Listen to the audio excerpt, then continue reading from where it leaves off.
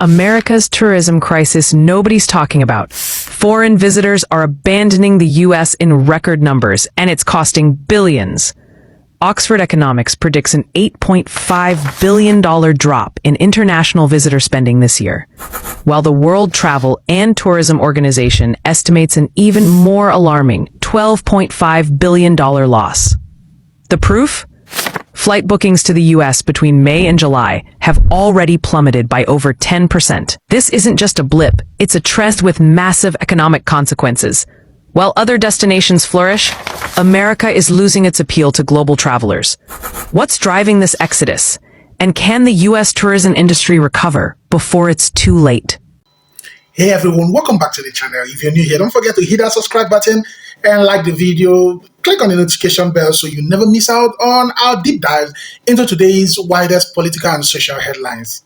Now, grab your popcorn because this one is steaming hot. Now, imagine booking your dream vacation to the US only to cancel it because, well, the politics got too toxic. That's right. International travelers are saying no thanks to the land of the free, and as tourism tanks, MAGA supporters are suddenly realizing that all that chest-thumping nationalism doesn't exactly pay the hotel bills. A lot of travel is down into the United States from around the world. It feels like there's been reputational damage. The country's doing great. Well, prices are down, not the tourism. Gasoline's down, energy's down, tourism is going to be way up. Wait till you see the numbers. The tourism is way up. Not now. Now, Canada, tourism's doing very well. We're doing very well. We're doing very well. Wait till you see the real numbers come out in 6 months from now. Wait till you see the numbers. But do you think, while MAGA diehards keep chanting, "We don't care," every time someone points out the cost of Donald Trump's policies, international tourists are quietly delivering the one response that matters in Trump's America, which is they're not coming to the United States for vacations. We have new data now from the World Travel and Tourism Council.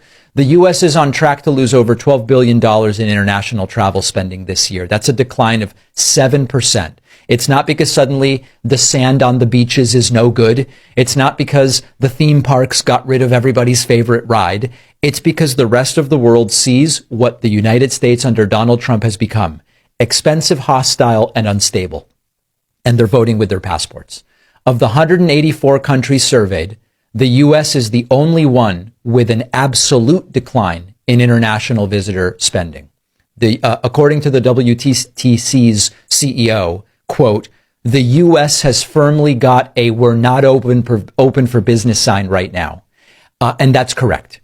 Germany has updated its travel advisory after several Germans were detained at the U.S. border. Canada, which used to be exempt from most of the short-term visa requirements, now has to register and submit fingerprints for any visit longer than 30 days. That's new under Donald Trump. You've got Canadian airlines canceling routes due to declining demand. Vehicle traffic at land crossings is down significantly from Canada. So these are not anecdotes. This is an economic warning siren. The largest travel economy in the world is bleeding visitors. And MAGA's response is always, so what?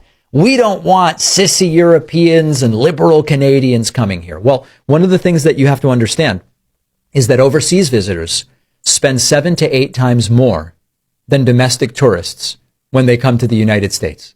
Canadian visitors spend 3 times more than Americans when Canadians vacation in the United States, and we're losing a bunch of them. So when conservatives and right-wingers brush this off as, oh, globalists are scared and liberals are whining, they are not understanding the math. This isn't about politics. It's about dollars. It's about cities losing tourism jobs. It's about entire regional economies built on foreign travel drying up. And you can't own the libs with a bankrupt hotel. That is what decline looks like, and it is completely self-inflicted because of Trump's policy of punish, restrict, and intimidate. This goes out to all my people who have plans to come to the United States or want to come travel to the United States and are like on the fence about it and don't know what to do with everything going on here. Don't come. My recommendation is to 100% boycott this country. Do not spend any money here. Do not plan any travels here. Show them that the world does not need the United States, because they don't. So please just boycott. Boycott and So I've canceled my next trip to the United States. I was meant to be going there in later April. I was looking forward to it as well, like going to Boston, New England, beautiful places, lovely people. In fact, I even have both friends and actually some relatives in Maine, but I've canceled it because ICE or whatever the hell it is detaining people. I mean, they detained a young Canadian for 10 days. They apparently arrested a bunch of Germans recently. They're going through people's phones. Like, this is meant to be the United States is meant to be the beacon of democracy and freedom and so forth. Well, it is anything but. This is what fascism actually looks like. It is awful in North Korea, and it is awful in Saudi Arabia, and it is awful in Iran.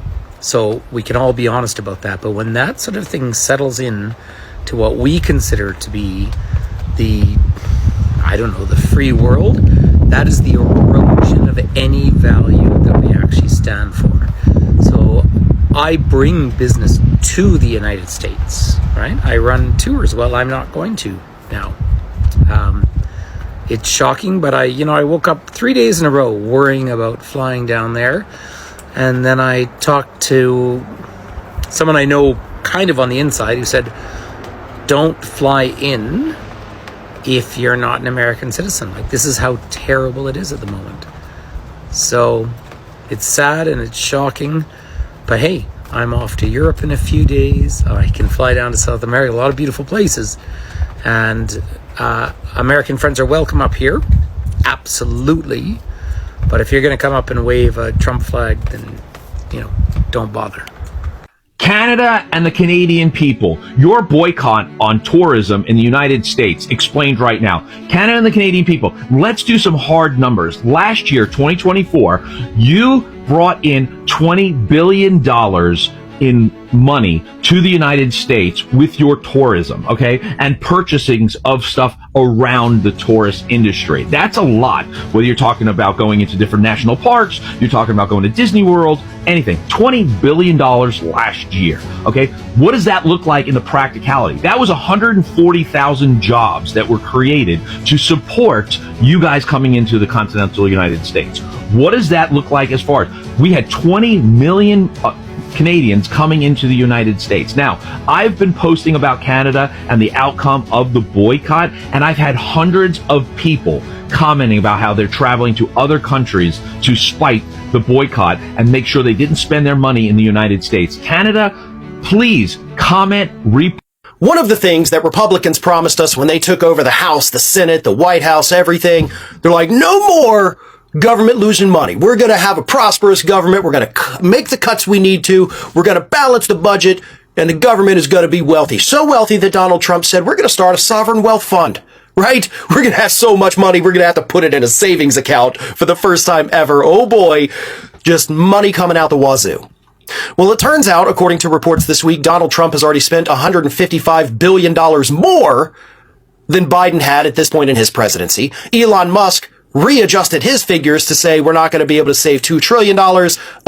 We might save $150 billion, which has already been offset by the fact that Trump increased spending by $155 billion. So we're still losing money. But according to the financial analysts at Goldman Sachs, the U.S. economy is about to lose a lot more money than that. In fact, we've already been losing money since Donald Trump came into office, they say, but it's about to get so much worse. Because foreign tourism into the United States is plummeting. It's plummeting so badly that these analysts at Goldman Sachs are now predicting that the U.S. economy is going to lose $90 billion this year alone because foreigners don't want to come over here anymore for vacation. And the reason, of course, is 100% because of Donald Trump. Most of these people, according to this analysis, don't want to come over here because they're worried about Donald Trump's, border crossing policies, even for people legally here on travel visas, right? Like, we're coming for 2 weeks to go to Disney World. It's going to be so much fun. They're now not doing that because Trump may just send us right back. Or he may not let us out of customs at the airport. They may keep us there for days. They may put us in detention, which, for the record, has happened to tourists. Tourists from Europe this year, since Trump took office, trying to just come to the United States for leisure. Some of them have been detained for weeks. Now, those horror stories aren't necessarily told by the U.S. media, but you know where they are told? Literally everywhere else around the globe. So you may not see it when you turn on media here in the United States, but they do. And it scares the hell out of them, to the point where they are now canceling trips, flights from Canada to the United States in the last couple months have seen a 70% decline in bookings. 70% reduction in people flying from Canada to the United States. The trade war is turning people off as well. Some people just dislike Donald Trump and his policies so much, they're not worried about the immigration thing, but they say, screw this guy. I'm not going to go visit this country while this wannabe fascist tyrant is sitting in the White House. I'll put it off. Maybe we'll go to Vegas in 4 years when somebody else is in the White House. Maybe we'll finally make that trip to the top of the Empire State Building in 2029. But we're not going to do it now. That is what these people are saying. Hotels have already noticed, some hotel groups, the big groups that own most hotels, have reported a 25% drop in bookings from European travelers, $20 billion in retail spending from international visitors is now at risk, and overall $90 billion for the U.S. economy is projected to be lost. So what happens when the economy loses tens of billions of dollars in a short period of time? People lose their jobs. If hotels don't have as many people checking in, you don't need as many members of the bell staff. You don't need as many valets. You don't need as many cooks. You don't need as many maids. So people start getting laid off. And then those people that were working those jobs, especially if you're talking about an area like where I live in Florida, tourism is our number one industry. Las Vegas, I was just there a couple weeks ago. That city's dead. If you watch any, reels on Instagram or posts on TikTok of the people in Vegas, you will see it is way below where it usually is. That is crazy. But now it makes sense. So we're losing money. First you lose the money, then you lose the jobs, then the money that those people who lost their jobs would be spending in the local economy, that dries up, more layoffs, more such and such. That is how the cycle goes. And as always, it's important to remember that this is 100%. I am so glad that I've canceled all travel to the United States. The news just beeped up that the Orange Man has just canceled all negotiations for trade with Canada. Once again, he's just a bully and a failed bully and a misogynist and a convicted felon. And of course, I think 6 bankruptcies. And now he's started war in the Middle East after promising, of course, peace all over the world. And at one point he thought Putin should be the arbitrator of peace. But even more seriously, a Canadian died in an ICE detention center in Florida, a Canadian citizen. So that is on them. That is murder, or it certainly is neglect. I read the other day about a woman of Guatemalan origin not given prenatal care and losing her child and being forced to have a stillbirth in detention. This is how horrible it is. This is so inexcusable. And if you can broaden your feed a little bit, just to get news sources from different areas, read all the quotes that keep showing up from Anne Frank, looking out her window during Nazi occupation and saying, men with their faces covered are taking people. That's what this feels like. So from a trade point of view, once again, it is time for us just to boycott. We need to call on Danielle Smith here and Scott Moe. Don't try and suck up to any of this. Boycott everything you can, ban everything you can. Everything must be on the table. Canadian oil, potash, but also really good conversation yesterday about perhaps our automobile industry pivoting and finally building a true Canadian car. If that does happen, may I ask for something all-wheel drive that works here in the mountains? But there is some hope. Our country seems to be doing okay Certainly tourism is booming and Canada is quite united right now, but it is just awful what is happening south of the border, and it is awful the instability that the President of the United States has caused around the world. I mean, and he somehow wants the Nobel Peace Prize. He should be in jail. At this point, we would think that the entire world is well aware of what's happening here in the United States of America. And we would think that knowing that, having that information, access to that information of what is going down, people would not travel here. I continue to see posts, videos of people sharing that they're planning to vacation here during the summer from overseas. And I'm just, I don't know how to get through to you not to do that. We are in a very bad situation here right now. American citizens are being picked up and detained by ICE for no reason. Immigrants are being stripped away from their families in brutal ways and taken out of the country in some cases. The state senates and houses are rushing all kinds of bills through to create new laws that really hurt people, especially women and children, honestly. The federal Senate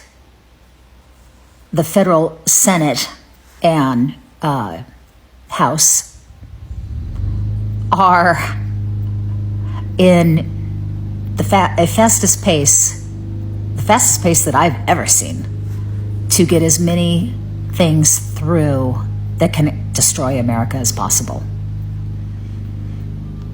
Here's the kicker. MAGA's still sleeping. MAGA still does not see or is unwilling to see what's actually happening. Medicaid, Medicare, SNAP, which is food stamps, big cuts. And you can tell them that to their face, you can show them the evidence, you can show them video clips, you can talk until there's just nothing else you can possibly say, and they will not hear you. They are so devoted to their leader. I have noticed, going back to the idea of people from other countries traveling here, I have noticed a definite trend in an increase in the trend of the right hating anyone who is foreign, in their opinion, even if that person is an American citizen. There are videos going around where you have white people driving past a home where perhaps a Mexican flag is being flown because they're proud of their history. They're proud of where their genes come from, where they're from. This person will drive by and tell them it's illegal for them to fly that flag. Get out of the country. It's hateful, it's hurtful, it's dangerous. And I could easily see that type of behavior turn on visitors from other countries.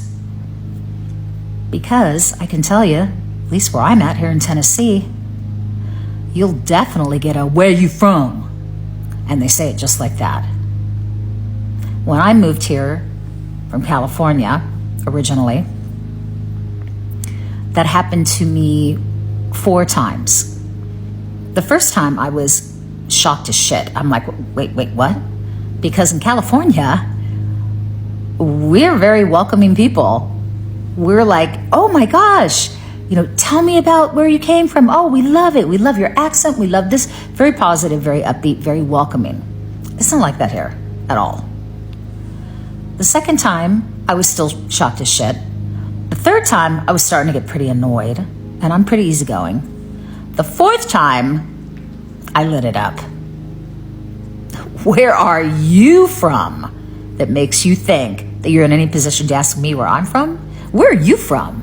Yeah, and it got very ugly. I won't do that here, though, but it got ugly.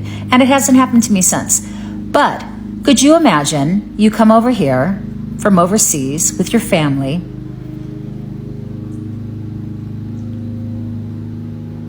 and some American walks up to you with a big attitude and says, where are you from?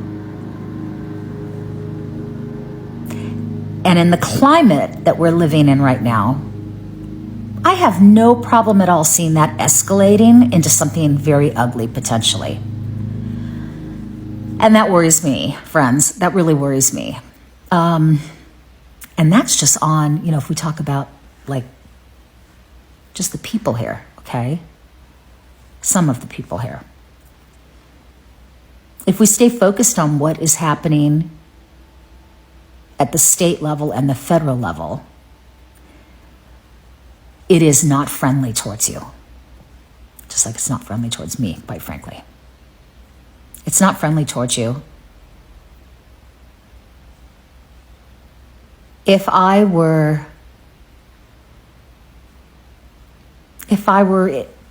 in Ireland, I was Irish, there is no way in hell I'd come here right now, no matter what. Because I would not feel safe. I would not trust that my family would be safe. I would not feel, I wouldn't trust that we'd all make it back to Ireland safely and together. You might think I'm exaggerating. I am not exaggerating. That is what we're dealing with here right now. It is a shit show. And I'm not gonna cry on this video. I've cried on a lot of videos. My disappointment and my disgust in what is going on here.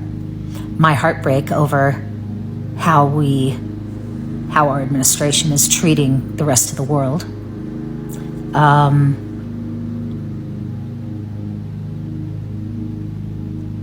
My fear of how I might be treated if I ever have the opportunity. I don't know, are we ever going to be allowed to leave? I don't know. But if I ever have the opportunity to go see my friend in Italy, how am I going to be treated? Are they going to say, where are you from? And the second I see America, they're going to feel kind of icky about me? I wouldn't blame them at this point. I mean, all of this is in motion, right? So what are we going to do?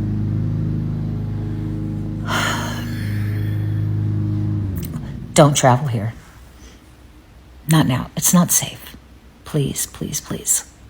For the boycott that we're currently receiving in the United States from Canadians. I know most of you may not be feeling this or may not see it yet, completely unaware because you don't see it in your daily life. But just let me tell you this. I had a couple of riders this week, both from Toronto. Both are coming down to see family. One had a newborn baby in the family and the trip had been scheduled for a while.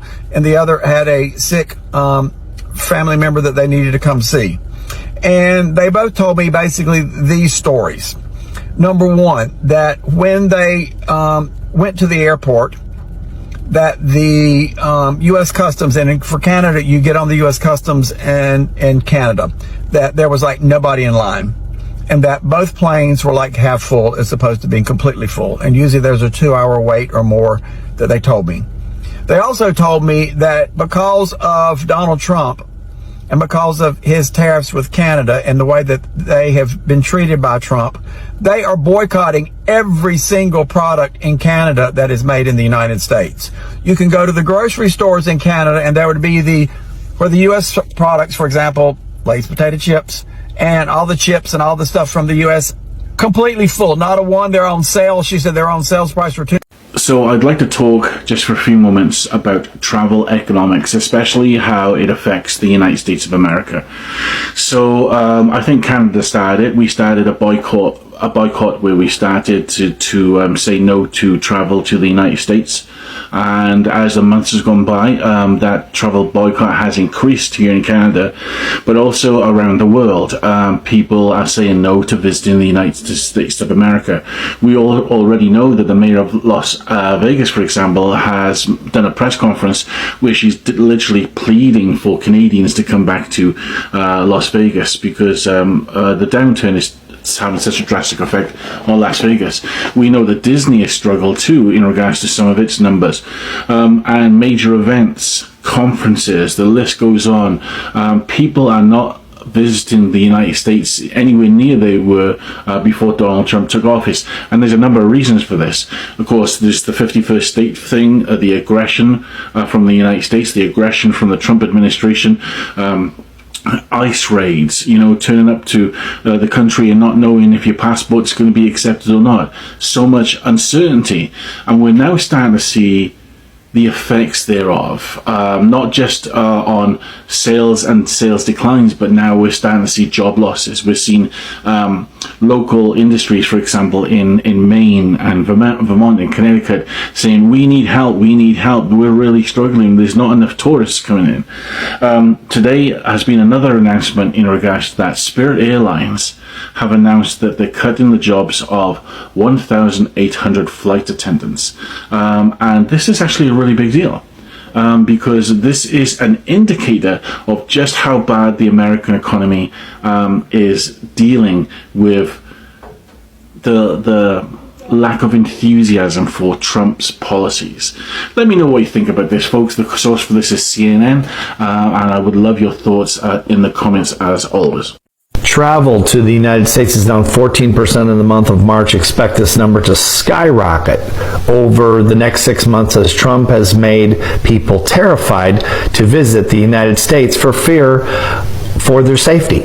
And they're right. They should be afraid. I'm an American citizen. I was born here. I am terrified to live in this country. Guys, this is not the old United States of America. This is Trump's corrupt America, and it is dangerous. We are literally having men pull up in vans, ICE agents, with hoods on, pulling people off of the street, illegally detaining them without due process, and incarcerating them in effectively what are concentration camps. The courts go against it and nothing happens. These people are sitting in these holding cells illegally detained. Some of these people are U.S. citizens. If you're a foreigner, what do you think they'll do to you? Please don't come here. Okay, let's look at the economic impact of the travel industry, which is roughly a $3 trillion industry in this country. It's around 3%. Now let's break it down. The U.S. tourism industry, worth hundreds of billions of dollars, is now facing a steep decline after a wave of travel boycotts linked to President Trump's latest policies and public statements. Now, from the Middle East to Europe and even in parts of Asia, travelers are choosing destinations that don't involve visa headaches, border confrontations, or political lectures about America first. But here's the kicker. The hardest hits are, wait for it, mostly red states. Florida, Texas, Arizona, states that depends heavily on international tourism. Are now seeing plummeting hotel bookings and cancellations. Now, the same folks who cheered, build the wall, are now wondering why nobody wants to come visit. According to several reporters, international travelers are declining and increasingly viewing the US as unwelcoming, unstable, and frankly, too political. It's not just about safety anymore, it's about image. Now, when the face of your country is constantly ranting about what should and shouldn't be allowed in, people start to wonder if they are even wanted as visitors. Yeah. And this is where the MAGA meltdown begins. Across social media, you find threads full of Trump supporters fuming about liberal lies, ruining America's image. They claim the media is exaggerating the boycott or that foreign travelers are just being overly sensitive. But here's the reality. Tourists don't owe anyone their business, right? They go where they feel welcomed. Now, ironically, many of these same MAGA folks once laughed at states or companies that faced boycotts over political issues. They called it cancel culture. But now, now that the global public is canceling their country as a vacation spot, suddenly it's a crisis. You see, MAGA's economic vision has always been about isolation, cutting trade partners, restricting immigration, and taking back control. But what happens when the rest of the world decides they don't want to deal with you either? Well, this is what happens. Empty hotels, silent airports, struggling theme parks, and thousands of tourists or tourism workers, many of whom aren't rich, losing their livelihood. Now, here is the delicious irony. Many of these workers didn't vote for Trump. They are now paying the price for policies they never supported. But so are many small business owners who did vote for him. Hotel operators, restaurant owners, tour guides who once shouted MAGA at rallies and are now screaming at their balance sheet. Economically speaking, tourism is like oxygen for America's soft power. It's not just about money, it's about cultural exchange, diplomacy, and global reputation. When you scare off tourists, you don't just lose dollars, you lose goodwill, right? And let's not forget the ripple effect. Airlines, hotels, national parks, souvenir shops, Uber drivers, everyone's feeling the heat. Cities like New York and Los Angeles might bounce back thanks to domestic tourism. But smaller destinations in red states, not so much. They are learning that global image matters and the nationalism isn't exactly great marketing. Mm. But beyond the economics lies the cultural cost. America has always been seen as a place of dreams, opportunities, freedom. When that brand gets replaced with hostility, division, and travel restrictions, you can't just slap a "Make America Great Again" sticker on it and expect people to forget. No. So here we are, MAGA supporters melting down online, blaming everyone but themselves for a problem that grew out of their own rhetoric. Now, the tourism industry is bleeding billions. Small towns are struggling, and America's global charm is fading fast. You wanted America first? Congratulations, you got it. But it turns out America alone doesn't sell vacation packages. No, it doesn't. But what do you think? Is the global travel boycott justified, or are people overreacting to US politics? Should other nations separate tourism from politics, or is this a fair consequence of Trump's policies and tones? Drop your thoughts on the comment section below. I'm curious to hear your take. Okay? Don't forget to hit the like button, subscribe, and please share this video if you enjoyed it. Until next time, stay informed, stay sharp, and keep questioning everything. Credit belongs to original creators. And thank you guys for watching. Please subscribe.